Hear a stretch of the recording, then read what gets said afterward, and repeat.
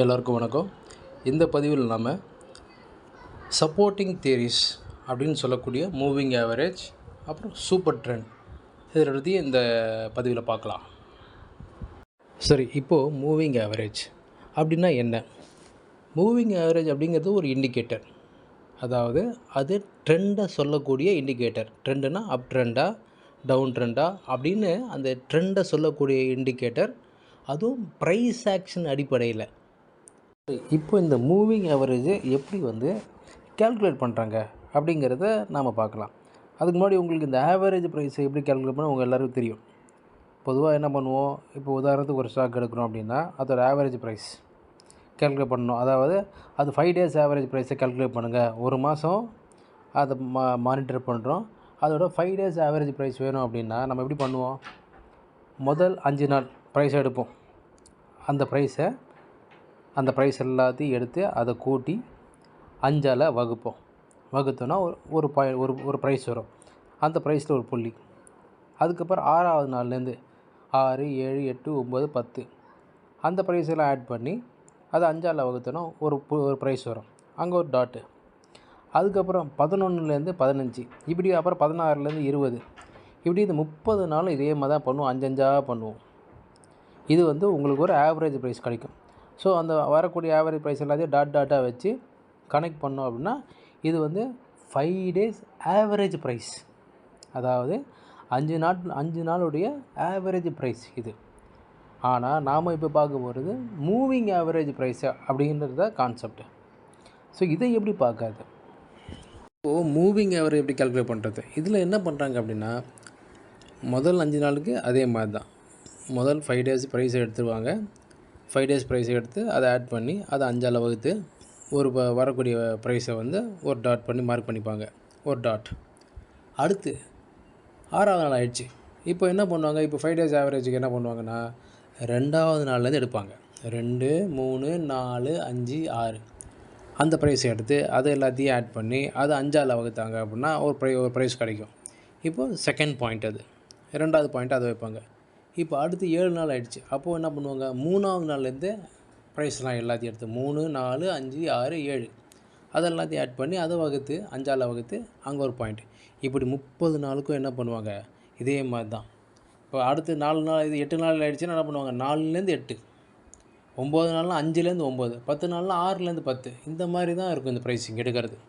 எடுத்து இந்த டாட்ஸ் எல்லாம் கனெக்ட் பண்ணும்போது தான் ஒரு மூவிங் ஆவரேஜ் கிடைக்கும். அந்த மூவிங் ஆவரேஜ் பேர் தான் 5 days மூவிங் ஆவரேஜ். நீங்கள் கேள்விப்பட்டிருவீங்க 9 days moving average, 20 days moving average, 50 days, 100 days, 200 daysலாம் இருக்குது. பட் இது எல்லாத்தையும் எங்கே யூஸ் பண்ணணும், எப்படி யூஸ் பண்ணணுன்றது தான் இங்கே கான்செப்ட். பொதுவாக இந்த மூவிங் ஆவரேஜை ட்ரேடர்ஸ் எப்படி யூஸ் பண்ணுவாங்க, அதாவது ஷார்ட் டேர்ம் ட்ரேடர்ஸும் சரி லாங் டேர்ம் ட்ரேடர்ஸும் சரி எப்படி யூஸ் பண்ணுவாங்க பார்ப்போம். இப்போது இதுலேயே நம்ம 5 days மூவிங் ஆவரேஜ்ன்ற கான்செப்டை பார்த்தோம், எப்படி கால்குலேட் பண்ணுற எல்லாத்தையும் பார்த்தோம். இப்போது ஒரு இன்வெஸ்டர், அதாவது அவர் ஒரு 3 வருஷம் ஹோல்டு பண்ண போகிறாரு ஒரு ஸ்டாக்கை அப்படின்னா அவங்க யூஸ் பண்ணக்கூடிய அந்த மூவிங் ஆவரேஜ் பார்த்திங்க அப்படின்னா அது 200 days MAவாக இருக்கும். தட் இஸ் மூவிங் ஆவரேஜாக இருக்கும். எப்பப்போலாம் அது கீழே போகுதோ அக்குமுலேட் பண்ணுவாங்க. கொஞ்சம் நாளில் மேலே போய் ஒரு ரீசனாக ப்ராஃபிட் லெவலில் இருக்கும்போது அதில் வெளில வருவாங்க, திரும்பவும் அக்குமுலேட் பண்ணுவாங்க, திரும்ப வெளில வருவாங்க. இதே அந்த 200 days மூவிங் ஆவரேஜ் வச்சு அவங்க பாட்டுக்கு ப்ளே பண்ணிட்டே இருப்பாங்க. இன்னும் அக்யூரசிக்கு சில பேர் டபுள் மூவிங் ஆவரேஜ் யூஸ் பண்ணுவாங்க. அதாவது 200ல் 1, 100ல் 1. 200ல் ஒரு உதாரணத்துக்கு ஒரு ஸ்டாக் 100 ரூபா ட்ரேட் ஆகிருக்கு. இதே 100 days மூவிங் ஆவரேஜ் கிட்ட பார்க்கும்போது 85 ரூபா கிட்ட இருக்குது அப்படின்னா அதை அக்குமுலேட் பண்ணுவாங்க. ஏன்னா 200 days மூவிங் ஆவரேஜை விட 100 days மூவிங் ஆவரேஜில் ப்ரைஸ் கம்மியாக இருக்கும்போது அது ஒரு பெரிய அட்வான்டேஜ், அது ஒரு டவுன் ட்ரெண்டில் இருக்குதுன்னு அர்த்தம். அப்போ அது வாங்கிட்டு திரும்ப எப்போ அது தாண்டி மேலே போகுதோ அப்போ என்ன பண்ணுவாங்க, விற்க ஆரம்பிப்பாங்க. 200 days மூவிங் ஆவரேஜ், அந்த 100 days மூவிங் ஆவரேஜ் ப்ரைஸ் அதிகமாக போகும்போது அதை விற்பாங்க. 85ல் இருந்தது ஒரு 115 போனால் அதை விற்றுருவாங்க. ஸோ அவங்க போர்ட்ஃபோலியோ ஸ்ட்ராங்காகவே இருக்கும். இந்த மாதிரி மூவிங் ஆவரேஜை மட்டும் ஃபாலோ பண்ணக்கூடியவங்க, அதாவது இன்வெஸ்டருக்கு இது ஒர்க் ஆகுன்றதான், இது இன்வெஸ்டருக்கு இது ஒர்க் ஆகும். அதுவே ஒரு இன்ட்ராடே பிளேயருக்கோ இல்லை ஷார்ட் டேர்ம் கூட இந்த பொசிஷனல் ட்ரேடருக்கும் சரி ஸ்விங் ட்ரேடருக்கும் சரி அப் டு சம் எக்ஸ்டென்ட் ஒரு 60-70% வரைக்கும் கூட சொல்லலாம் நம்ம ஒர்க் அவுட் ஆகும். பட் இன்ட்ராடேக்கு இது சந்தேகமே. ஏன்னா இது வந்து இன்ட்ராடேல இருந்தாலும் தெரிஞ்சுக்கணும் அப்படின்றதுக்காக சொல்கிறேன். இன்ட்ராடே அப்படி வரும்போது 20 டேஸ் அண்ட் 50 டேஸ், அதாவது இந்த மாதிரி ஷார்ட் டேர்முக்கெலாம். இதே வந்து இன்வெஸ்டிங் பர்பஸ் அப்படின்னா 100 டேஸ் 200 டேஸ் இப்படி நீங்கள் ஃபாலோ பண்ணுறது கரெக்டாக இருக்கும். சரி, இப்போது வந்து நம்ம வந்து அடுத்தது சூப்பர் ட்ரெண்ட் அப்படிங்கிற ஒரு இண்டிகேட்டரையும் பார்த்துருவோம். சரி, இப்போ இந்த சூப்பர் ட்ரெண்ட் இண்டிகேட்டர் இது வந்து ஒரு ஈஸியஸ்ட் இண்டிகேட்டர். உதாரணத்துக்கு இப்போ இதில் மூவிங் ஆவரேஜ் மாதிரி 2 லைன் இருக்கும். ஒன்று பச்சை, ஒன்று சிகப்பு. மேலே பார்த்தீங்கன்னா தெரியும். இப்போ இந்த பச்சையில் பார்த்தீங்கன்னா எப்பப்போலாம் இந்த பச்சை மூவிங் ஆவரேஜ் மாதிரி லைன் வருதோ அதுக்கு மேலெல்லாம் வந்து ப்ரைஸ் வந்தது அப்படின்னா பை பண்ணலாம். எப்போல்லாம் அந்த சிகப்பு லைன் கீழே, அதாவது மூவிங் ஆவரேஜ் மாதிரி லைன் வரக்கூடிய அந்த சிகப்பு லைன் கீழே ப்ரைஸ் வருதோ அப்போல்லாம் நீங்கள் செல் பண்ணலாம். இதில் இவ்வளோ தான் கான்செப்ட். இதை வந்து ஆஸ் இட் இஸ் நம்ம வந்து டே டைம் ஃப்ரேமை வச்சு ஒரு இன்வெஸ்டர் இதை வந்து பிளான் பண்ணலாம்.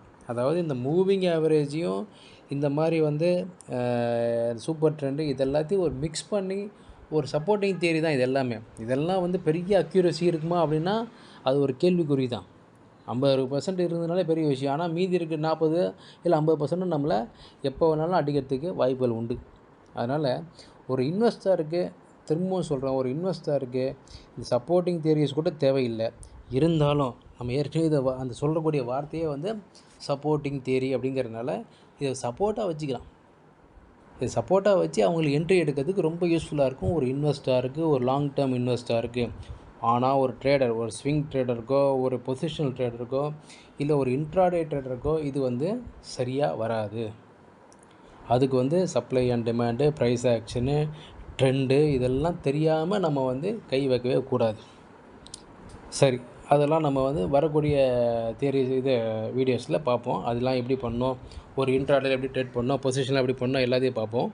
தற்சமயம் வந்து இந்த சூப்பர் ட்ரெண்டையும் மூவிங் ஆவரேஜும் பெரிய லெவலில் சப்போர்ட் பண்ணக்கூடிய யாருக்கு அப்படின்னா இன்வெஸ்டருக்கு, இன்ட்ராடே பிளேயருக்கு கிடையாது அப்படிங்கிறது தான் உண்மை. ஆகையினால இந்த அடிப்படையில் வந்து நீங்கள் உங்கள் ட்ரேட் எடுக்கலாம். சரி, அடுத்து நம்ம RSI அப்படிங்கிற இன்னொரு இண்டிகேட்டரையும் பார்ப்போம். அடுத்து வரக்கூடிய பதிவில் தொடர்ந்து பார்ப்போம். நன்றி, வணக்கம்.